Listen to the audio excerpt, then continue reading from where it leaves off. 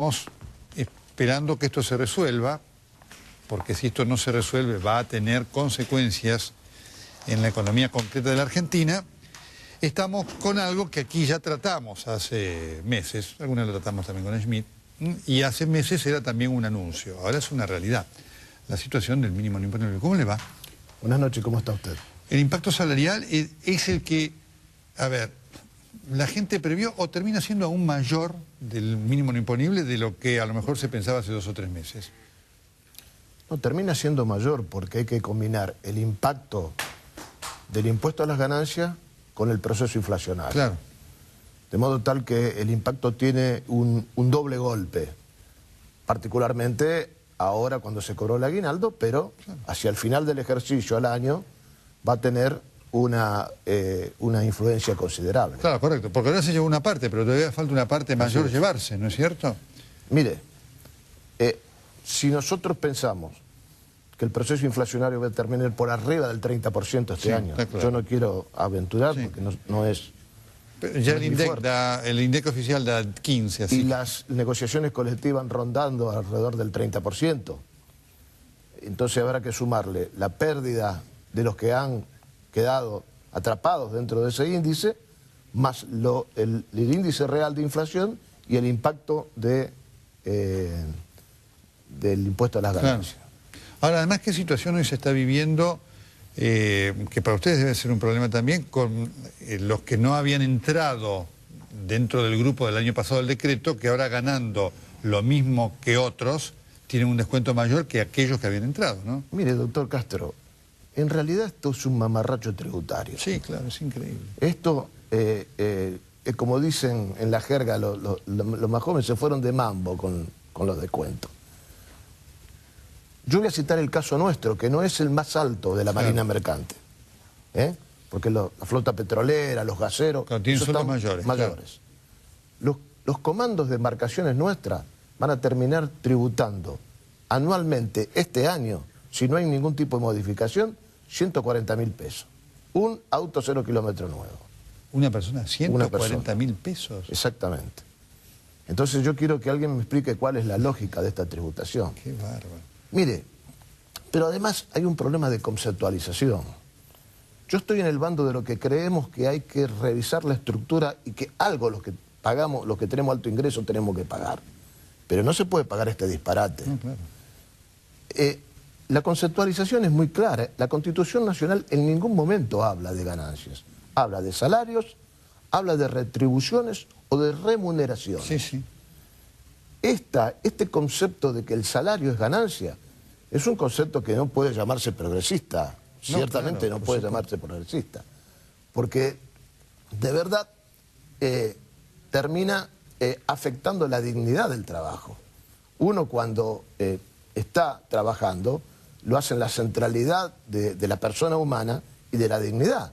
Si nosotros vulneramos esos conceptos, en realidad nos están tratando como una cuestión mercantil o como una cosa. Si el gobierno nacional cree que el salario es igual a la ganancia, y la ganancia que se desprende de los intereses de capital, de la renta del campo o de la producción de una máquina, entonces nos está tratando como una cuestión mercantilista. Es decir, para el gobierno, desde el punto de vista conceptual, nosotros somos igual que el buey que tira del arado. Esta es la conceptualización. Es impresionante. Capitanich dijo esto. Reclamos pueden intensificarse o no por razones de carácter político, pero no por el número de cantidad de trabajadores y jubilados involucrados. ¿Qué le pareció? No, me remito a lo que acabo de explicar. Porque en realidad están embarrando la cancha, como dijo algún otro compañero. Sí, sí.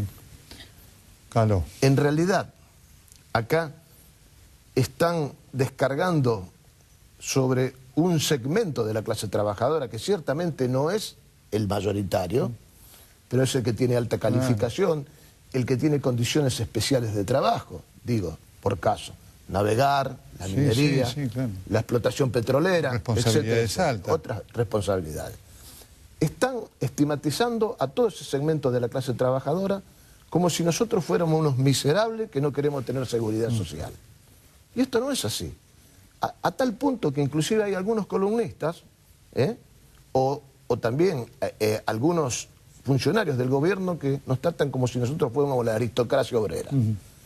De modo tal que nosotros estaríamos representando a casi 2 millones de trabajadores que son duques, varones, la oligarquía obrera. Ahora, hay un tema muy delicado, porque con esto que usted me dice de valores que impresionan, un trabajador que pague 140.000 pesos de impuesto al año, con el próximo aumento que le dan, que van a tener el año que viene, ese trabajador termina pagando casi como empieza a pagar como un potentado, ¿no es cierto? El aumento no le quedó nada.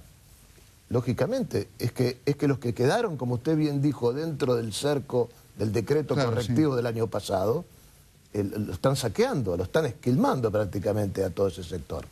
Acá no, si ellos corrigen nada más que el mínimo no imponible, no resuelven absolutamente nada. Acá hay que modificar las escalas. Sí, claro, las escalas hace 9 años que no se tocan.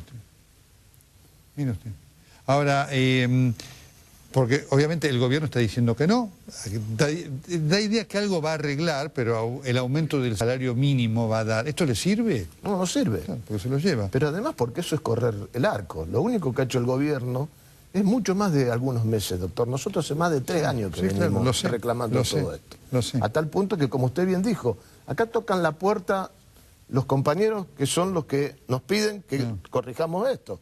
Bueno, el día martes que viene nosotros vamos a paralizar los puertos porque indudablemente alguna respuesta tenemos que darle a todo este atropello. Es realmente un atropello lo que está sucediendo con nuestros salarios. Lo que ocurrió ahora es que hace 3 años protestaban ustedes, los que eran críticos del gobierno. Hoy protestan todos. Está la CGT oficialista, la CTA de Yasky y demás. Con lo cual, la pregunta es, usted habla de la próxima medida de fuerza, ¿qué panorama de conflictividad ya social general? Una cosa que pare un gremio y otra cosa que esto se extienda como se está visualizando ahora. Veo un horizonte de conflictividad que tiene que ver con otras cuestiones. Digo, como usted bien dice, lo que aparece como titular durante un tiempo y después ya pierde vigencia. Acá el proceso inflacionario está afectando seriamente los ingresos populares.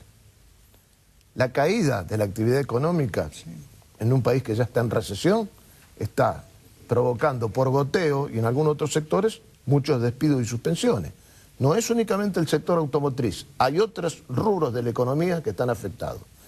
En las economías provinciales hay ya ajuste del sector público y por lo tanto hay reacción de los sindicatos estatales. Hay un horizonte de conflictividad muy alto y yo creo que es un llamado a la reflexión a toda la dirigencia sindical, es decir, acá hay que ponerse al frente de estos reclamos porque indudablemente es muy probable que este gobierno no quiera corregir nada, pero tendrá que venir alguien que corrija esta situación, porque de lo contrario estos problemas van a estar siempre presentes. Yasmín, muchísimas gracias. Escuchamos esto y lo vivimos con real preocupación. Muy amable. Muchísimas gracias a usted. Ya venimos con el senador Luis Juez.